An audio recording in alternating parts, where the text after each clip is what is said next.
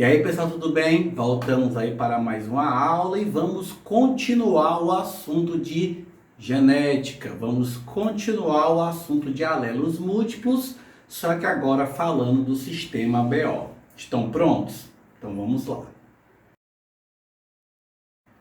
Falar do sistema ABO é interessantíssimo, né? O nosso sistema sanguíneo já foi motivo de vários estudos ao longo do tempo e ele nos ajudou, ou nos ajuda até hoje, a entender um pouco mais de genética, tá? Nós podemos observar no nosso tecido sanguíneo várias cargas genéticas de dominância e recessividade. Tá? Então, nós podemos dividir o nosso sistema sanguíneo em sistema ABO, sistema RH, sistema MN, dentre outros, tá? Aqui nós vamos nos prender a dois, que é o sistema BO e o sistema RH. Por que, Ítalo, dois?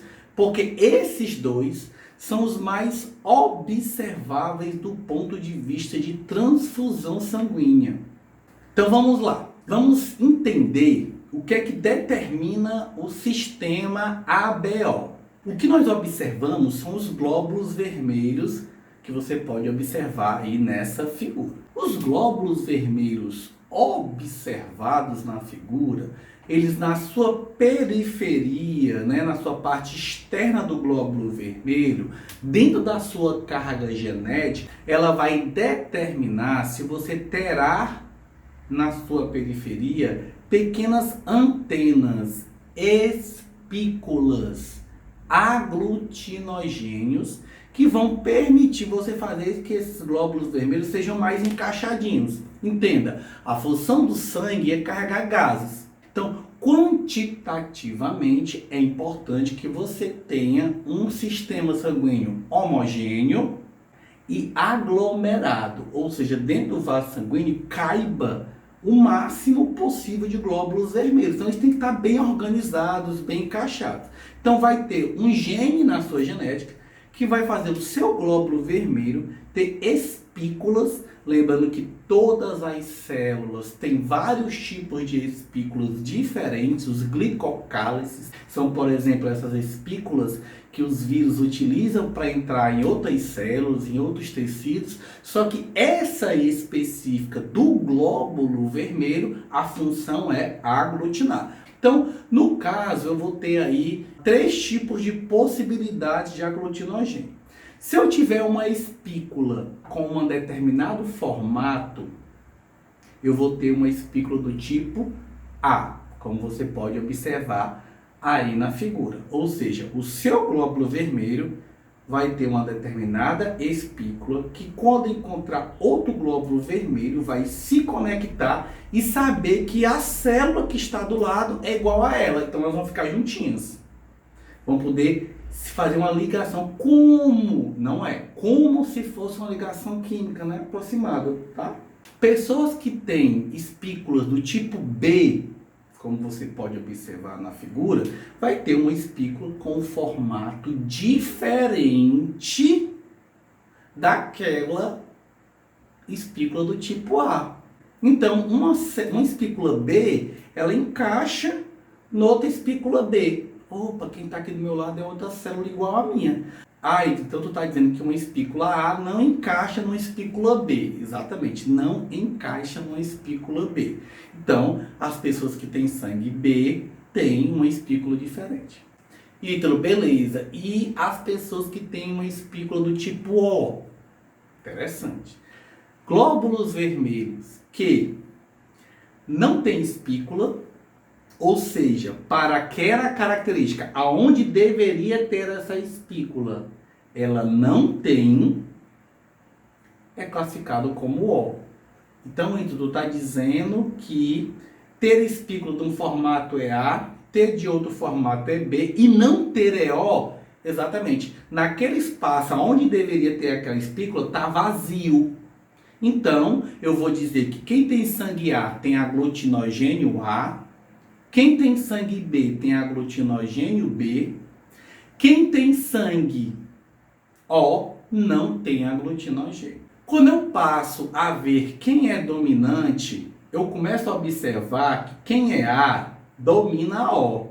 Então, quem tem sangue A, ele tem a seguinte possibilidade. Ele pode ter dos dois lados do DNA A, então eu posso ser A pelo pai e A pela mãe, ou eu posso ser A pelo pai e O pela mãe, ou A pela mãe e O pelo pai.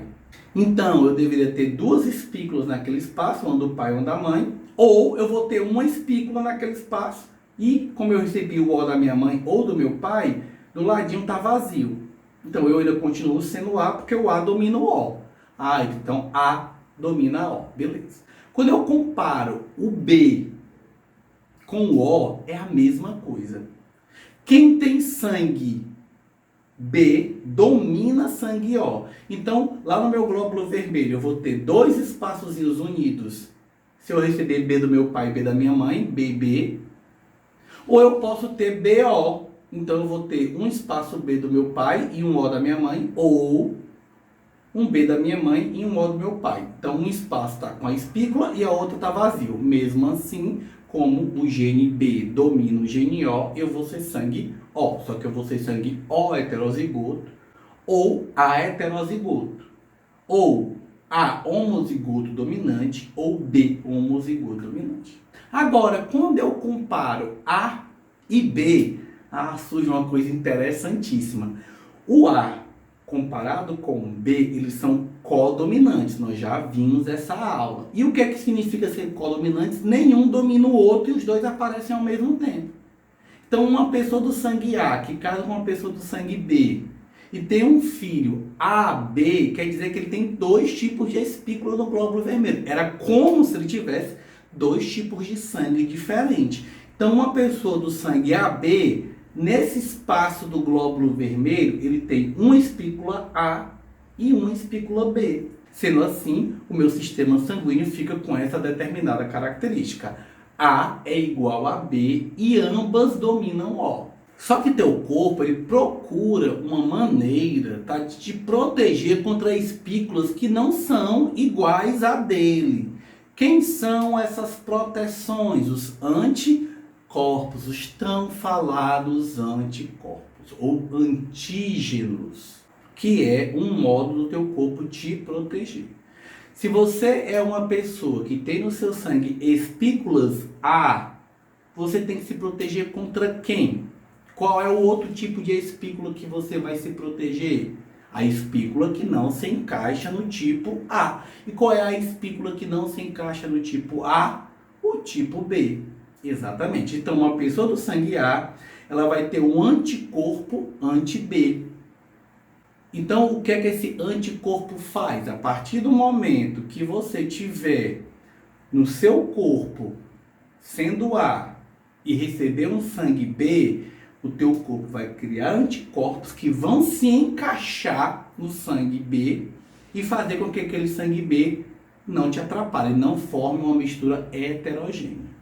Quem tem sangue B tem que lutar contra espículas que não são iguais a dele. Qual é o tipo de espícula que não é igual a dele?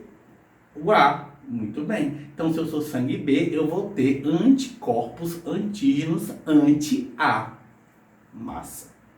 Se eu sou sangue O, tá? Eu tenho que lutar contra espículas, porque o meu sangue não tem espículas. Então, eu vou ter que ter antígenos anti-A e anti-B. Agora, se eu sou AB, eu preciso ter anticorpos?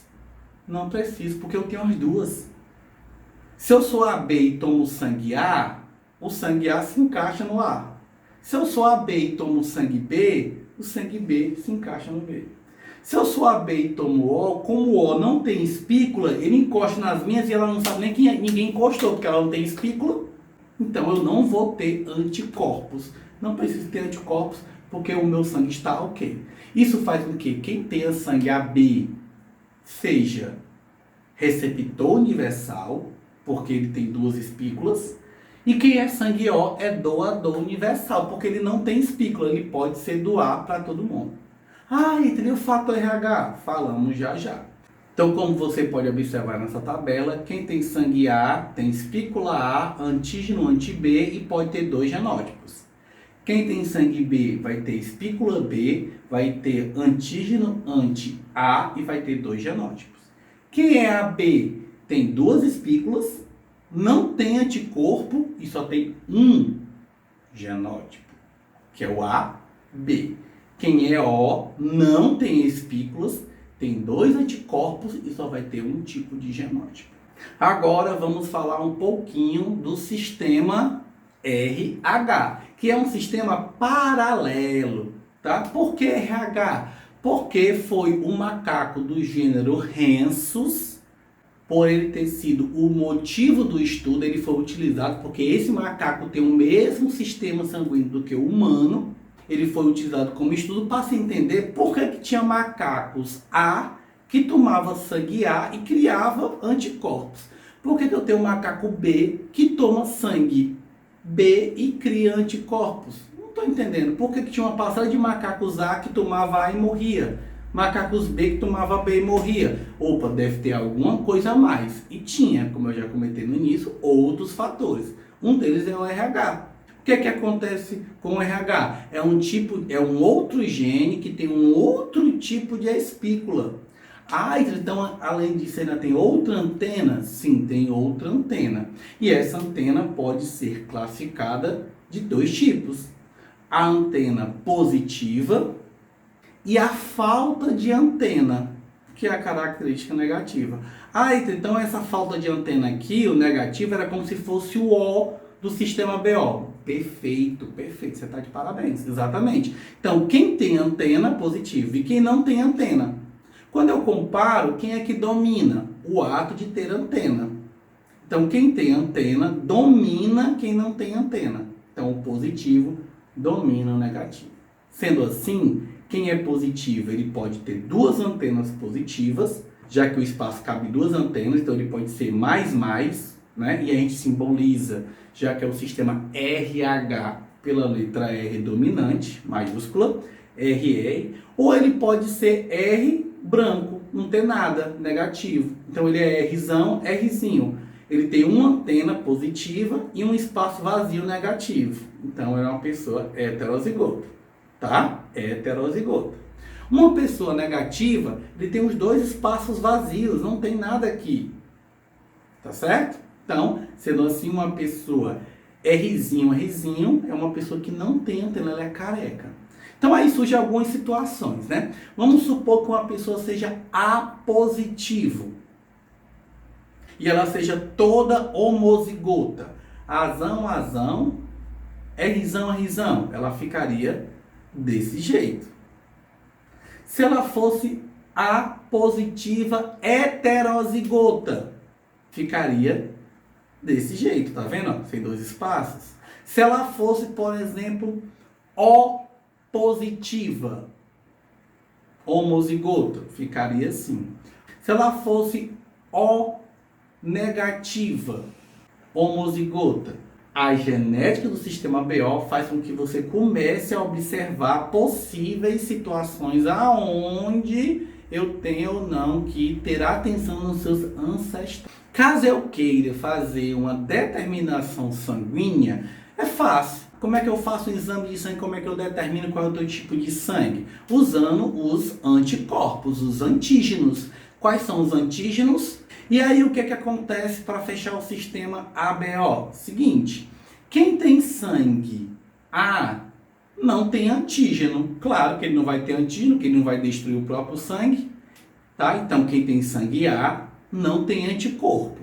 Mas quem tem sangue negativo tem antígeno contra o positivo, tem um anti mais. Ou seja, quem é positivo pode tomar transfusão de sangue de positivo e negativo, mas quem é negativo só toma sangue negativo.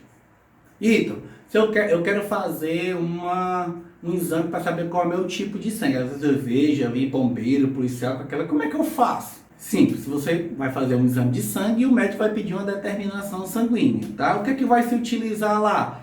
3 antígenos, 3 anticorpos. O anti-A, o anti-B e o anti-mais. O anti-A destrói A, O anti-B destrói B e o anti-mais destrói mais. Entenda isso. O anti destrói aquele tipo de sangue. Nessas duas lâminas de cima, você pode observar duas situações de sangue, né? Tem uma gotinha de sangue em cada lado. Desse lado aí, né? Você vê que o sangue não aglutinou, não foi destruído. Quer dizer que a gotinha que eu coloquei lá não era o mesmo tipo de sangue. Então, se aquela gota ficou inteira depois de eu pingar, porque esse líquido que eu peguei não destrói esse sangue. Então, ele não é daquele. Se eu peguei um anti-A aqui e não destruiu, é porque ele não é A. Não é A. Se eu peguei um anti-B aqui e não destruiu, é porque ele não é B. Se eu peguei um anti-mais aqui e ele não destruiu, é porque ele não é positivo. Já na lâmina do lado, está destruído o sangue. Você está vendo que ela está toda esmigalhadazinha? Quer dizer que o anti-A que eu pinguei aqui, destruiu, esse sangue era um A. Não, mas eu pinguei um anti-B, destruiu? Então esse sangue é B. Não, eu pinguei aqui um anti-mais, destruiu. Então esse sangue é positivo. Olha essas 4 situações. No caso da Cláudia, eu tinha 2 gotinhas de sangue, pinguei o A, não destruiu. Então não é A. Pinguei o B, não destruiu. Então não é B. Ora, se não é A e não é B, qual é o que sobrou? Então a Cláudia tem sangue O. Positivo ou negativo? Eu teria que usar o antígeno para saber, tá? Mas no caso aí ela é sangue O. No caso da Luciane, ó, eu tinha 2 gotas de sangue. Pinguei o anti-A nessa gota de sangue e não destruiu. Se não é A, vamos ver o que é. Na outra gota de sangue eu pinguei o B e destruiu. Então o sangue dela é o quê? B. Não destruiu o A, então não é A. Destruiu o B, então é B. Então o sangue da Luciene é B. Da Alexandra ficou fácil, né? Olha aí, ó, eu pinguei a gota anti-A e destruiu. Então o sangue dela é A. Agora eu vou usar o B. Pingou e não destruiu o B. Então não é B. Se não é B, só é A. Então o sangue da Alexandra do tipo A. E aí, por último, fica a Milena. Mais fácil ainda, né? Olha, eu peguei o anti-A, pinguei e destruí o A. Então, o sangue da Milena é A. Usei o anti-B, pinguei e destruiu. Então, o sangue dela é B. Mas, Ítalo, o sangue dela não era A? Sim, o sangue dela é A e também é B. Então, qual é o sangue da Milena? AB. Assim fica fácil. E para fechar a aula de hoje, nós vamos falar de uma doença hemolítica do recém-nascido, ou também conhecido como eritroblastose fetal, que é uma doença que acontece quando a mãe é RH negativa, só acontece quando a mãe é RH negativa. Se a mãe for RH positiva, isso não acontece. Você vai fazer o seu pré-natal e o médico faz um exame sanguíneo e determina que você é RH negativo, ele quer saber agora qual é o tipo sanguíneo do seu esposo.